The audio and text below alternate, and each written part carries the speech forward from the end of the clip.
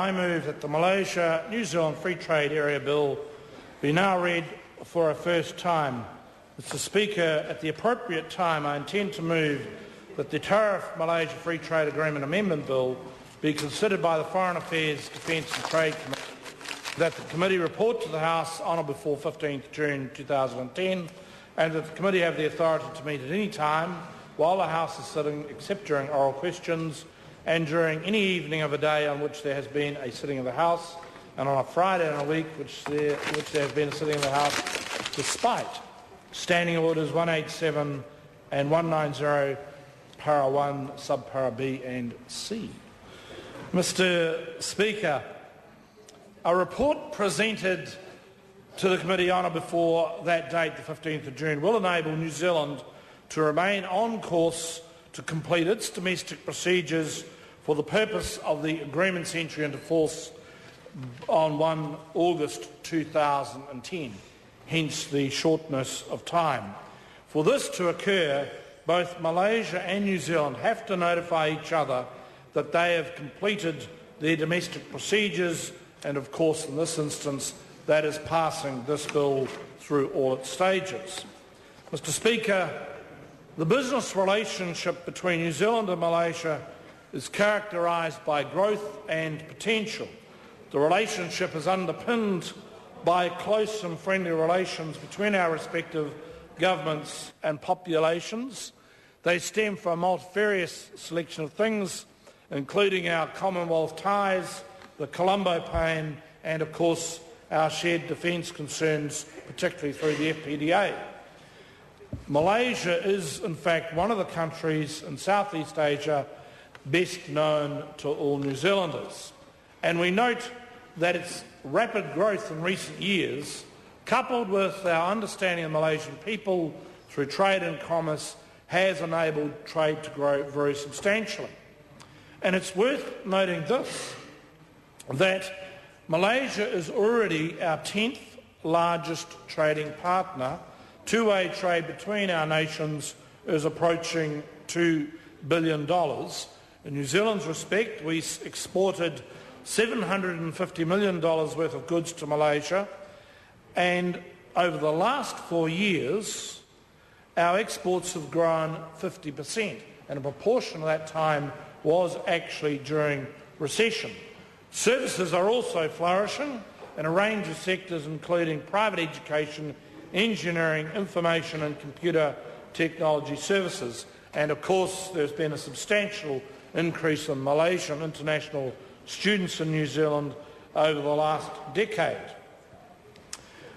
The investment links have also grown, and total investment by New Zealand to Malaysia is 26 million in the year, has grown from 26 million to 450 million in the year ended March 2008 over a 5-year period. That was in fact a growth rate of 77% per annum. In contrast, overall growth collectively is 8.5% in investment. So you can see the impact of Malaysia and indeed Southeast Asia generally has had on New Zealand's growth prospects. So entering into this agreement will do a great deal to enhance and expand this position. It is worth noting, for instance, that last year the Parliament gave effect to the free trade agreement negotiated by New Zealand and Australia with the 10 Southeast Asian nations, the ASEAN nations, which of course includes Malaysia.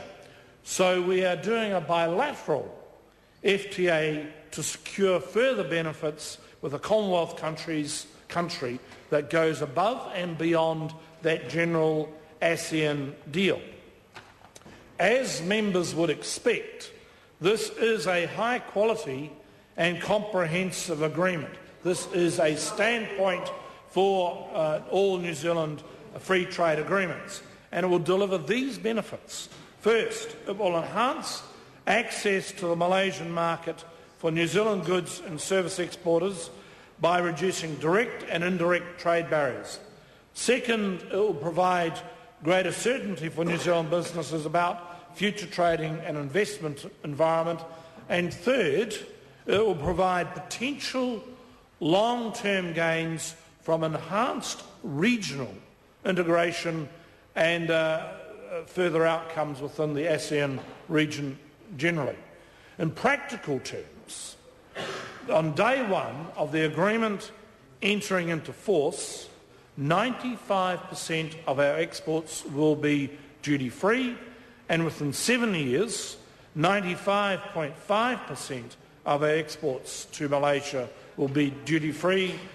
This time frame, I think, is an excellent outcome, a very high-quality outcome, and is 5 years faster than under the ASEAN deal or the China FTA, and I think speaks a great deal about the depth of the relationship between our two countries.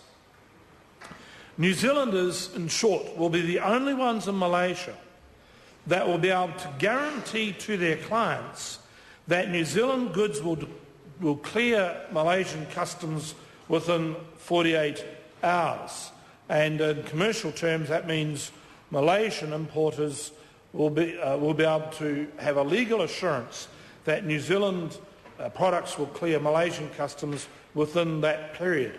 No other competitor of ours will have that particular advantage, and of course advantages of like nature are reciprocal.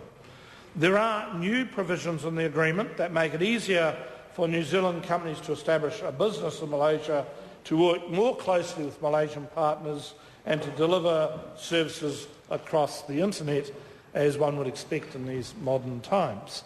These commitments made by Malaysia are new, and they are concentrated in those sectors where New Zealand is most competitive, such as in engineering, education, environmental and indeed software services. The FTA future-proofs New Zealand's investment and service interests in key areas. So we have a first-mover advantage. We have an edge on our competitors. We stand to benefit automatically from concessions that Malaysia negotiates with future FTA partners. And for instance, they are negotiating agreements with the United States and Australia, amongst others. We are ahead of them, and we have any protections that those two parties negotiate. It will be worth noting to members of the House, and this will be of interest, I think, to the Green Party, because there will be binding and treaty status environment and labour agreements have also been concluded. They build on existing agreements, and I might just say at this point, deviating slightly from the speech, to the Green Party, they need to take these aspects of the agreement on board when they perhaps consider this treaty in the Select Committee process. These outcomes build on existing instruments in these areas with other ASEAN parties, so they enhance communication and cooperation on labour and environmental issues. Mr. Speaker, the timing of this agreement is particularly important as global economies emerge from the financial crisis. In strategic terms, the FTA with Malaysia strengthens key relationships that we have and a vibrant partner that many of us are very familiar with.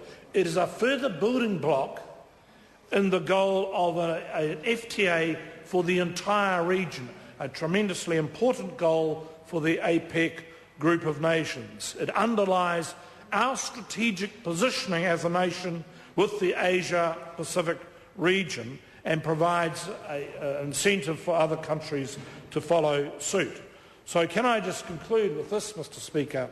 The FTA is expected to contribute to New Zealand's performance by promoting the volume and velocity of goods, services, capital, people and knowledge, and is intended to be part of a wider framework in due course. It is the government's intention to see this bill enacted by 30th June 2010 in order to meet the target date, which is very important, of 1 August for entry into force of the agreement. I commend this bill to the House. The question is that the motion be agreed to. The Honourable Mary Ann Street. Thank you, Mr Speaker.